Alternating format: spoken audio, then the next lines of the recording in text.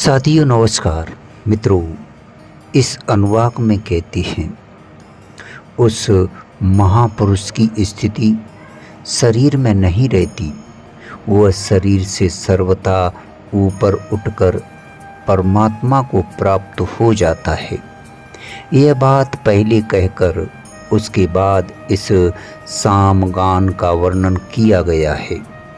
इससे यह प्रकट होता है कि परमात्मा के साथ एकता की प्राप्ति कर लेने वाले महापुरुष के ये पावन उद्गार उसके विशुद्ध अंतःकरण से निकले हैं और उसकी अलौकिक महिमा सूचित करती है। हावी पद आश्चर्यबोधक अव्यय है। वह महापुरुष कहता है, बड़े आश्चर्य की बात है, वे संपूर्ण भोग वस्तुएं, इनको भोगने वाला जीव आत्मा और इन दोनों का संयोग करने और कराने वाला परमेश्वर एक मैं ही हूँ।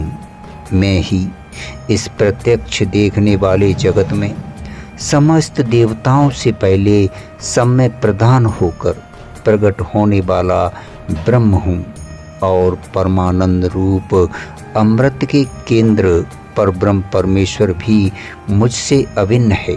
अतः वे भी मैं ही हूँ।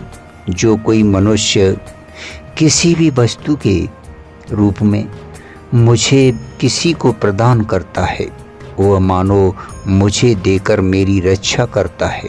अर्थात योग्य पात्र में भोग्य पदार्थों का दान ही उनकी रक्षा का सर्वोत्तम उपाय है।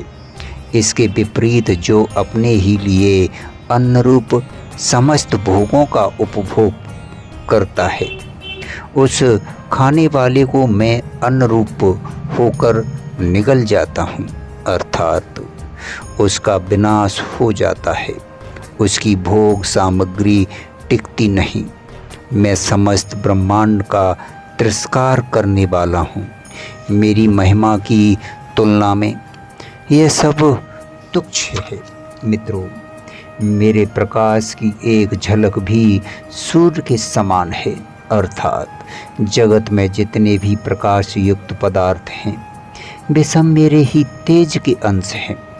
जो कोई इस प्रकार परमात्मा के तत्व को जानता है, वह भी इसी स्थिति को प्राप्त कर लेता है।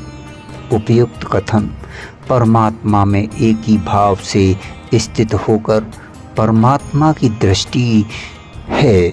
मित्रों, यह समझना चाहिए। धन्यवाद, शुक्रिया।